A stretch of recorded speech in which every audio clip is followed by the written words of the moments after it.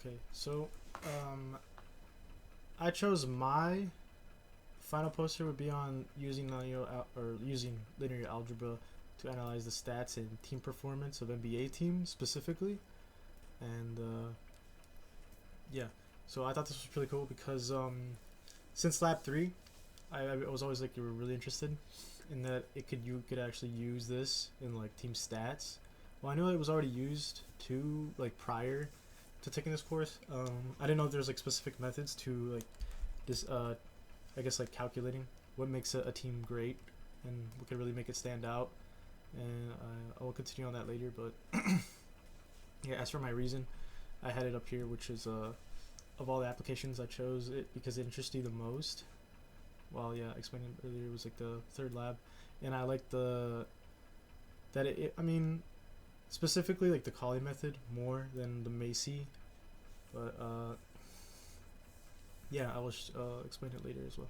So, its uses for linear algebra in team stats would be that it's um, so NBA teams use it as like advanced like statistics and metrics to calculate like what teams can be put together.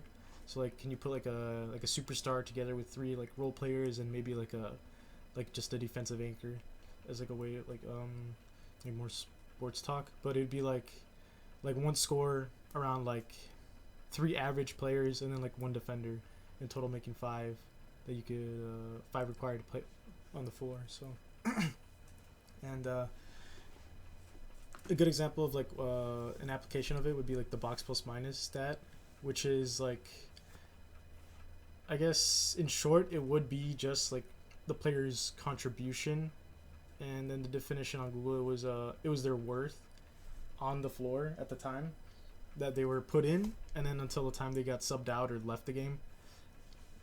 It would so like this would be the full equation. So players time in, uh, so the player plus the score, and then to be the time by they get out, and this will be the um, final box plus minus. So I had a stat moose, which included this would be the like adjusted plus minus. So it'd be the like the predicted stat or box plus minus that somebody might have in the entire season. This being that they predicted he would have a box plus minus of 594 because of the last season he had, or during a few seasons before, which was the 2021 to 2022 NBA season. There's a graph here that shows all the players with like the like I guess the highest like prior to this NBA season, they had calculated what would be their adjusted plus minus, and by using this, they would find that Jokic would be having the best box plus minus in the entire NBA, which was shown here.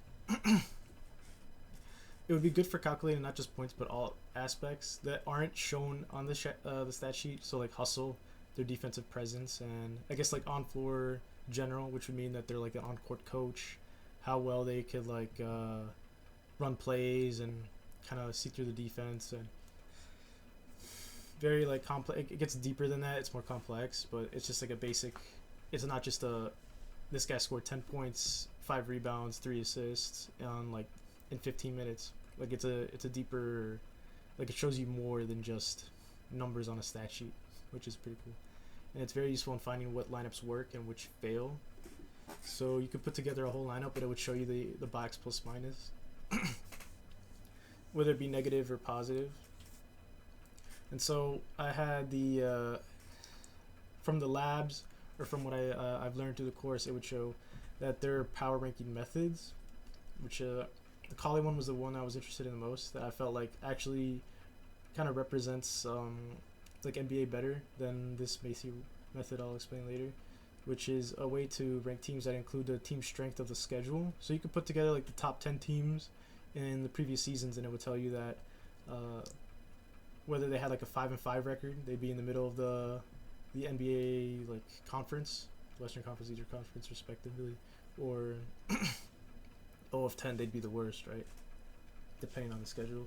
So it'd be I've had the equation right here, and from an example on the lab, I had that it was like team A beats team B, team C beat team A, team C beat team B, and team B beat team C. So we would have team A would be 1 of 1 in the record, team B 1 of 2, and then team C had 2 games to 1. And then we have the matrix after the equations were put together, or we plugged in the answers. And then finally we'd have that team C, since they had 2 games to 1 loss, they ended up having the best. Which also counts for the strength of these teams. So it would be that this is the best ranked team for having played a team that was stronger in team A than B. And then the Macy method incorporates the scores of the games to determine the power rankings of a team using system equations. Now, I don't know if this would be very good for NBA because the scores are pretty high in like a gap or a margin, which like sometimes it could go as far up as like 80 to 40 and a half to like 120 to 90 points, because I guess it's not like, say, hockey, where it's just like 1 goal, 2 goals, or soccer, 1 goal, 2 goals. The gaps are kind of large, so it's kind of hard to say like what team is really better than another team, other than just I guess like the visual test. So I still had the examples from the labs.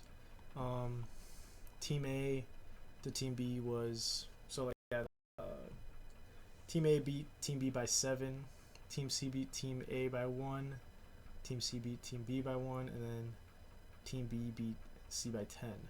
So then at the end you would put these all into a matrix and then multiply them, and then we have the, as expected here, the final answer. And so yeah, to my conclusion, it's just that teams use linear algebra to try different lineups using like box plus minus and see like the point differential, also finding like the perfect role fit for the team, like a specific player, rather than like I guess like multiple different players. You could still put them together in one lineup, and then you could add up their blocks plus minus to see whether it's the team's effective or whether they fall under a category of like failure. And AI that I used for this was the Google AI overview for like definitions of blocks plus minus and adjusted plus minus.